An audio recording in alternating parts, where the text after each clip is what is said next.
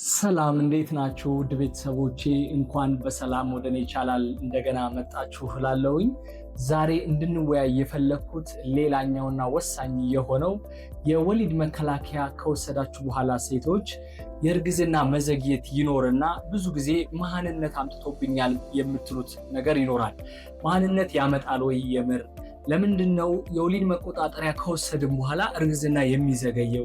የትኛው የወሊድ መቆጣጠሪያ ነው እርግዝናንስ እያዘገየ የበለጠ እንደዚህ እንድትጨነቁ የሚያደርገውና በተለይ ደግሞ በፍጥነት እርግዝና እፈልጋለሁ የሚል ሰው መከላከያውን ከመጠቀሙ በፊት የትኛው ቢጠቀም ተመራጭ ነው የሚለውን በዚህ ቪዲዮ አብራራላችኋለሁ። በመጨረሻም መሃንነትን ሊያመጡ የሚችሉ ምን ምክንያቶች ሊኖሩ ይችላሉ የሚሉ 6 መንስኤዎችን የተለመዱ መሃንነትን የሚያመጡ እንደ ምክንያት አንስተን እንወያያለን። ይህንን ቪዲዮ እስከ መጨረሻው ድረስ እንድትከታተሉት እመክራችኋለሁኝ።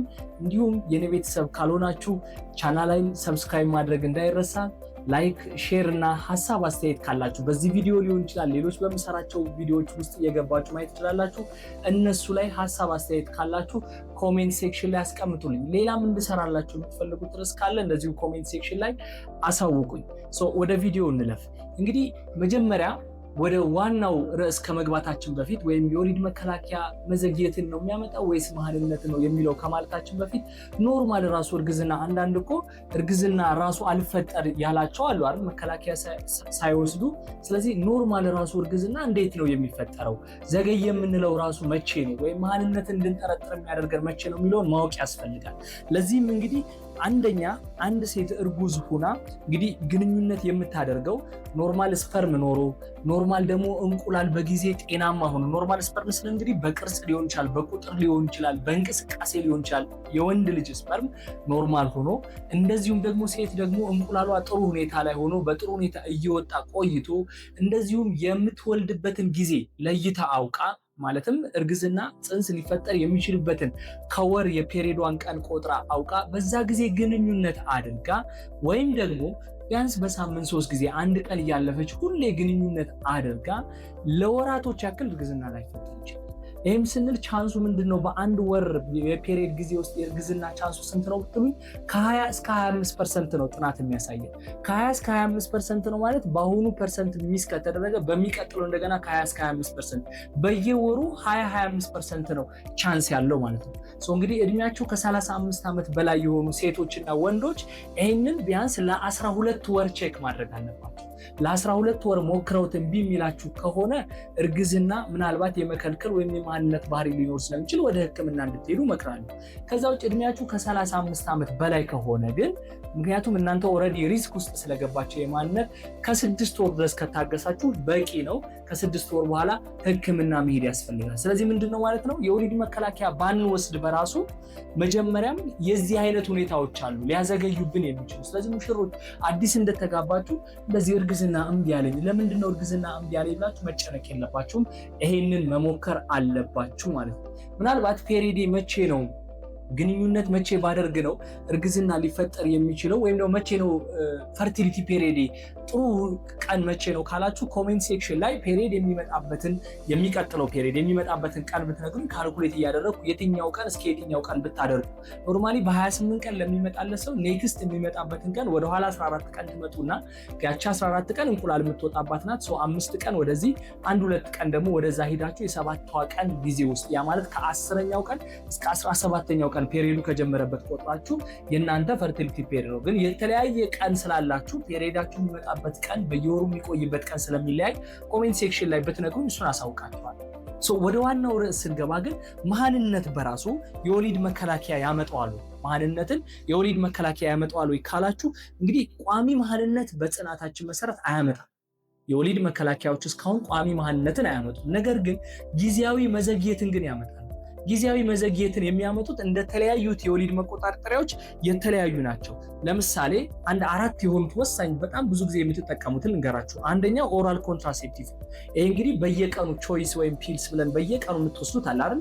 30 ቀን የሚወሰደው 7 ቀይ ፍሬ ያለው ይሄ የምትወስዱት በየቀኑ ብዙ ጊዜ ከሆርሞን የተደበቀ ሌላ ምክንያት የታይሮይድ ምክንያት ወይም ይሄ ፖሊሲስቲክ የምንለው የእንቁላል ችግር ምክንያት የሆርሞን ኢምባላንስ ችግር ኦልሬዲ በመድኃኒቱ የተደበቀ ካልኖረ በስተቀር እንዳቆማችሁት እርግዝና የመፈጠር እድል አለው። አይደለም እንኳን እንዳቆማችሁት በመካከል ራሱ ድንገት ሚስ አድርጋችሁ ግንኙነት ብታደርጉ እርግዝና ሊፈጠር ይችላል። ነገር ግን ዲፖ የምንለው በየ3 ወሩ የምትወጉት በክንድ ላይ የምትወጉት የመርፌው ግን ከሌሎቹ ራሱ በጣም የማዘግየት ባህሪ ያለው የተለመደ የሆነው እንግዲህ ምንድነው በደማችን ላይ በሰውነታችን ላይ ስለሚቆይ ቀኑ 3 ወሩ ቢያልፍም ለእርግዝና ለመቆጣጠር ጋራንቲድ አይደለም ነው እንጂ እርግዝናን ግን ሊከላከል ይችላል። ስለዚህ ይሄም እየከለከለ ብዙዎቹ ላይ ወዲያው ሊጀምር ይችላል እርግዝና። ነገር ግን የተወሰኑት ላይ ከ4 እስከ 6 ወር ሊቆይባቸው ይችላል። ጥቂቶቹ ላይ ደግሞ እንደዚሁ 9 ወር 12 ወር አንዳንድ ጥናቶችም እስከ 1 ዓመት ከ6 ወር ወይም 18 ወር ድረስ ሊቆይ ይችላል። ዲፖ የምትወስዱ ሰዎች በጣም መጨናነቅ አያስፈልግም። በእነዚህ ወራቶች ላይ እድሉን መሞከርና መጠበቅ ያስፈልጋል። ቅድም ኖርማል ለሆኑት እንኳን ነግሬያቸዋለሁ እኛ እንዴት እንደሚፈጠር። ስለዚህ ይሄ ደግሞ መከላከያው የተወሰነ ማዘግየት ስለሚኖረው መጠንቀቅ ማለት መጨነቅ አይጠበቅባችሁም።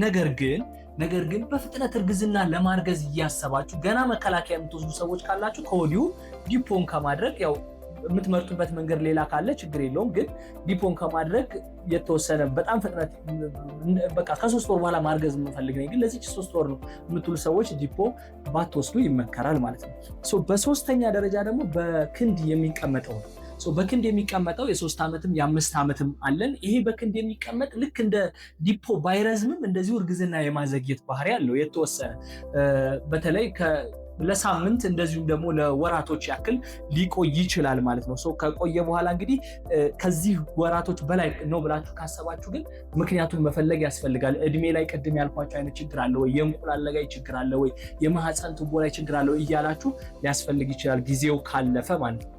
ከዛ የመጨረሻው በማህፀን የሚቀመጠው ሉፕ የምንለው ወይም አዩዲ የምንለው የወሊድ መከላከያ ነው። ሉፕ የምንለው ወይም ደግሞ አዩዲ የምንለው የወሊድ መከላከያ ብዙ ጊዜ ወዲያውኑ እርግዝና የመፈጠር እድል አለ። እንደው ምናልባት ኢንፌክሽን እያለ ካደረጋችሁት ወይም የማህፀን ኢንፌክሽን ተፈጥሮ ከነበረ የማህፀን ቱቦ ወይም ቲዩብ የምንላቸው አሉ። በማህፀን ጫፍና ጫፍ ላይ ያሉ ቱቦች፣ እነዛ ቱቦች ላይ ምናልባት የመዘጋት ባህሪ ሊኖር ስለሚችል ኢንፌክሽን ከነበረ ከሱ ጋር ልናያይዘው እንችላለን። ቀጥታ ግን ከወሊድ መከላከያው ጋር የሚገናኝ ነገር የለውም ማለት ነው።